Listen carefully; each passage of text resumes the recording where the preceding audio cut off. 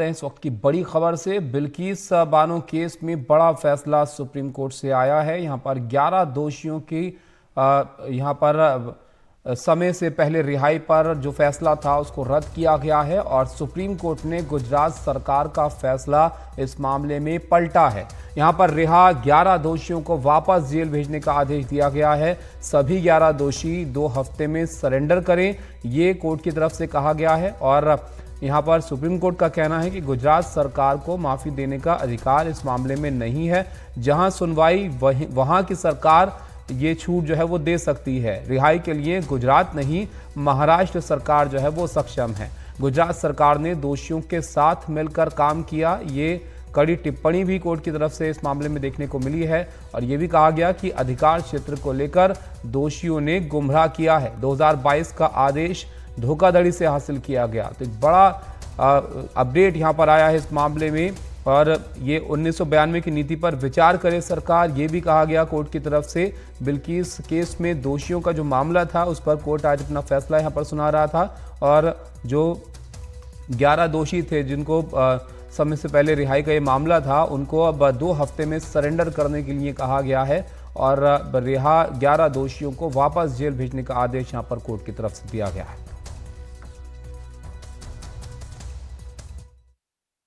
Court ने इस बात पर बहुत ध्यान दिया कि भाई ये लोगों को लिबर्टी मिल चुकी है। पर्सनल लिबर्टी और रूल ऑफ लॉ का क्या रिश्ता होगा, उसमें क्या इनकी लिबर्टी वापस ली जाए, वो सारी बातों पर बहुत गौर करने के बाद अदालत ने ये फैसला किया कि ये लोगों को वापस जेल में अभी जाना होगा, ताकि रूल ऑफ लॉ का पर जो इस देश टिका हुआ है, कोई भी हो उसमें लॉ सबके ऊपर बराबर चलेगा। और उन्होंने ये भी आश्चर्य प्रकट किया कि गुजरात स्टेट ने इस तरह क्यों इस मामले में एक्ट किया। तो आपने सुना यहाँ पर कोर्ट का जो फैसला इस मामले में आया है उसमें कड़ी टिप्पणियां भी शामिल हैं। और यहाँ पर जो दोषी हैं उनकी सज़ा माफ़ी का फैसला जो था उसको रद्द यहाँ पर किया गया है। और गुजरात सरकार का फैसला जो है वो यहाँ पर कोर्ट ने पलटा है। अब जो दोषी थे जिनको छोड़ा गया था उनको वापस यहाँ पर जेल जाना होगा। और यहाँ पर 2 हफ्ते का वक्त दिया गया इनको सरेंडर करने के लिए। हमारे सहयोगी आशीष भार्गव हमारे साथ जुड़ गए हैं। आशीष, कई सारे सवाल थे जिनका जवाब यहाँ पर आज मिला है। बताइए आज की सुनवाई को थोड़ा समझाइए आप, क्या कुछ यहाँ पर हुआ है?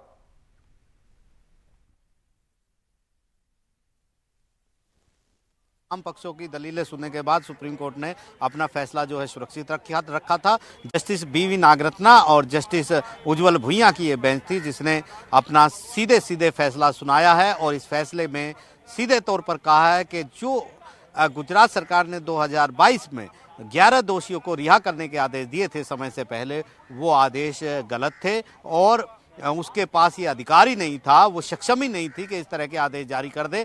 इसलिए उस नोटिफिकेशन को रद्द करने का जो आदेश था गुजरात सरकार का, उसे रद्द कर दिया है। समय से पहले रिहाई का 11 दोषियों को कहा है कि उनको जेल से बाहर नहीं रखा जा सकता। 17 महीने की आज़ादी के बाद अब 2 हफ्ते के भीतर ये 11 के 11 दोषी सरेंडर करेंगे। सुप्रीम कोर्ट ने कहा है कि जेल अथॉरिटी के सामने रिपोर्ट करें। इसके अलावा उन्होंने कहा है कि रूल ऑफ लॉ यानी कानून का शासन कायम रहना चाहिए। और कानून का शासन ये मांग करता है कि जो दोषी हैं वो किसी तरह की रियायत राहत के हकदार नहीं हैं। गुजरात सरकार को ये आदेश जारी करना नहीं चाहिए था। ये सक्षम जो थी सरकार वो महाराष्ट्र सरकार थी, क्योंकि ट्रायल वहाँ पर चला था। सुप्रीम कोर्ट ने कानून भी तय कर दिया है कि जिस राज्य में ट्रायल चलेगा उस राज्य की सरकार सक्षम सरकार होगी माफ़ी देने के लिए, सज़ा माफ़ी करने के लिए, ना कि वो जहां पर अपराध हुआ था। सुप्रीम कोर्ट ने गुजरात सरकार पर भी सवाल उठाए हैं और कहा है कि एक तरीके से गुजरात सरकार ने दोषियों के साथ मिलकर काम किया है। गुजरात सरकार को मई 2022 में जब सुप्रीम कोर्ट ने ये फैसला दिया था कि दोषियों की रिहाई पर गुजरात सरकार फैसला करे, तो गुजरात सरकार को उस पर रिव्यू फाइल करनी चाहिए थी। गुजरात सरकार ने एक तरीके से महाराष्ट्र सरकार का जो क्षेत्राधिकार था उसको हड़प लिया, ये सुप्रीम कोर्ट ने कहा है। और तमाम दोषियों को एक बार फिर जेल का रास्ता दिखाया है, ये कहते हुए कि ये जो फैसला था समय से पहले रिहाई का, ये बिल्कुल गलत था। सुप्रीम कोर्ट के 2022 के अपने ही फैसले को भी अमान्य घोषित कर दिया सुप्रीम कोर्ट ने, और कहा है कि एक दोषी ने सुप्रीम कोर्ट में तथ्यों को छुपाया और इस तरह का आदेश लिया कि गुजरात सरकार ये फैसला करे, और जब तथ्यों को छुपाकर इस तरह का कोई आदेश अदालतों से लिया जाता है तो वो आदेश अमान्य होता है, सुप्रीम कोर्ट ने साफ किया है। और ये भी कहा है कि पर्सनल लिबर्टी जो है, यानी व्यक्तिगत स्वतंत्रता को रूल ऑफ लॉ, कानून के शासन से ऊपर नहीं रखा जा सकता। और सुप्रीम कोर्ट का ये जो फैसला है, ये आगे भी एक नज़ीर बनेगा और एक बड़ा फैसला है, और इंसाफ की इस लड़ाई में सुप्रीम कोर्ट से बिल्किस बानो की एक बड़ी जीत हुई है। जी बिल्कुल, एक बड़ा अपडेट है, बड़ी जीत बिल्किस बानो की एक तरह से इस मामले में हुई है, क्योंकि ये काफ़ी चर्चित मामला भी रहा है। सुप्रीम कोर्ट ने इसको सुना भी और आज फैसला यहाँ पर सुनाया गया है। शुक्रिया आशीष आपका हमारे साथ जुड़ने के लिए। हमारे साथ दो खास मेहमान भी जुड़ गए हैं, उनसे भी आपका तारुफ कराते हैं। सीमा समृद्धि हैं, वकील हैं सुप्रीम कोर्ट की, और वृंदा एडीके हमारे साथ हैं जो कि समाज सेवी हैं।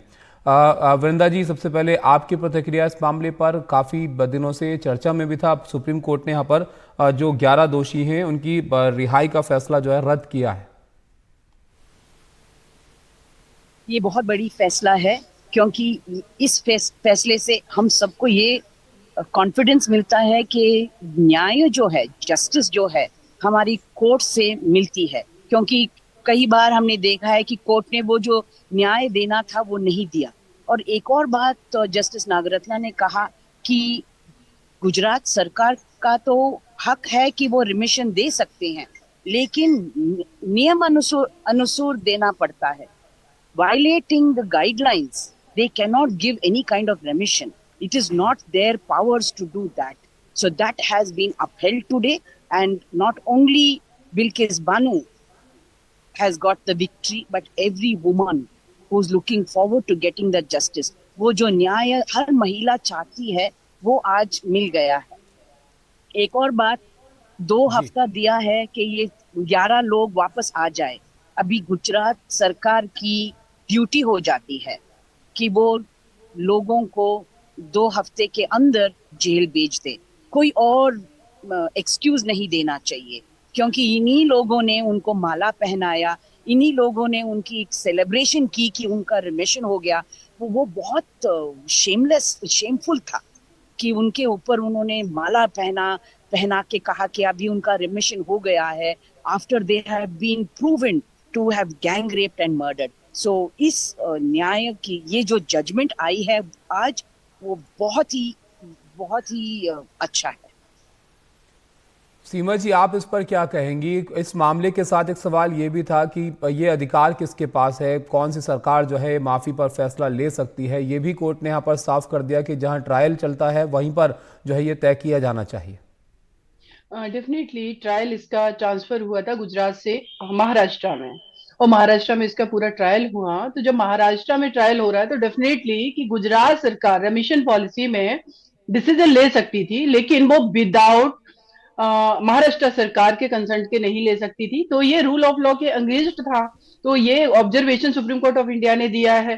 तो इसीलिए, और दूसरा इंपॉर्टेंट बात ये भी है इसमें कि ये तो गवर्नमेंट का जुरिस्डिक्शन हो गया कि वो डिसीजन ले सकते हैं या नहीं, लेकिन इंपॉर्टेंट चीज ये है कि जो रेमिशन पॉलिसी है गुजरात गवर्नमेंट की, जो अमेंड होकर के आई थी, उसमें हीनियस क्राइम में रेमिशन का प्रावधान ही नहीं है, स्पेशली मर्डर के केसेस में और गैंग रेप के केसेस में।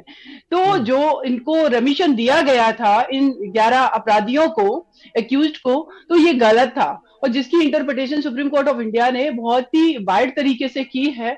और साथ ही साथ में एक इंपॉर्टेंट बात ये कहना चाहूंगी कि जो भी रेमिशन पॉलिसी है अगर गवर्नमेंट ने इस तरीके से बनाई है, तो उसमें जब कोई लूप होल अगर है या फिर उसको मैनिपुलेट करके इस तरीके के डिसीजन गवर्नमेंट के लेवल पे स्तर पे लिए जाते हैं, या जो गवर्नमेंट के द्वारा कमेटी कॉन्स्टिट्यूट की जाती है वो लेती है और बाइस्ड होकर के लेती है, तो उन कमेटियों को, सरकार को ये ध्यान में रखना चाहिए कि देश की 50% आबादी की ये डिग्निटी, उनकी सेफ्टी, सिक्योरिटी की बात है।